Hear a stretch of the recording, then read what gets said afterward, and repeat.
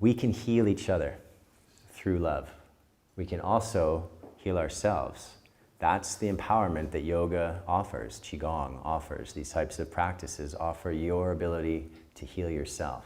And when we think about how we do this, I think I mentioned already, the Taoists and the Chinese medicine have therapeutic lovemaking. Doctors used to say, okay, make love in this posture for this many minutes, doing this rhythm and this many movements within that posture as a form of therapy. Because you know what happens when you make love? Your breathing changes, your heart rate changes, your hormones are produced, your endocrine system, the glands are affected.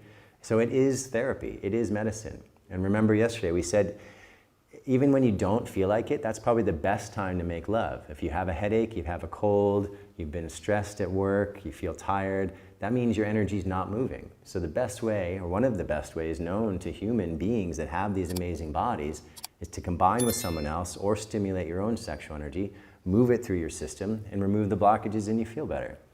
So it's a commitment to come to love again and again and again for healing, even when you don't feel like it. Like, I don't feel like doing yoga practice every morning. God, no. Sometimes I'd love to sleep in and love to just do other things. But I know that when I do the practice, I'm a better human being that day. So I'm committed to it.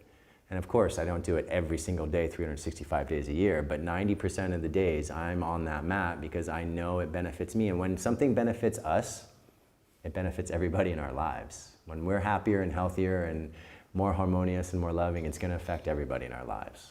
Okay? So the healing with love, I think it's clear already. I have to say that as we've gone through this, I don't want to be too repetitive and bore you guys, but the more conscious we become of our sexual power, it's a power. It's the strongest force you have because it's the power to create another being.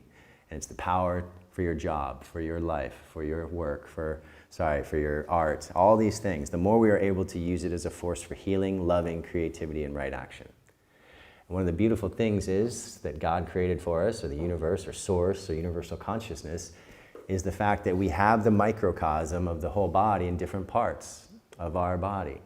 So the beautiful thing, you look at this and you see that the heart is here, the reflexology point is here, and the deepest part of the yoni towards the cervix, that's the heart. So when there is deep penetration, loving penetration, heart to heart starts to open. And as you go down, it's heart, and then it's lungs, and spleen, and pancreas, and you can see it matches up. This is a Taoist understanding of the human body. And the Taoist, I would say, approach has gotten even more in depth than the Tantrics about the body. They know a lot about the organs and how the energy system affects the different organs. Tantra is a lot about sublimation, and it's more of a spiritual path. But the Taoist and Chinese medicine path is a physical path of healing and health. So you have both. Use the Taoist teachings as well as the Tantric teachings, because the Taoist teachings are very grounded, very physically healthful, and the Tantric teachings are very spiritually oriented. Taoist teachings also have a spiritual aspect to it, but the thing that the Tantrics haven't talked about as much is how to stay grounded and physically healthy. I mean, of course, that's an element, but it's not their focus. The focus of Tantra is illumination, spiritual awakening. But first, the Taoists say, get grounded before you even try to go up. Stay on the earth, build the strong foundation, otherwise you can't have the skyscraper going all the way up to the heavens. So be aware of the possibility of studying these masters that I'm going to share with you at the end and see that there's a difference, but they're complementary in so many ways.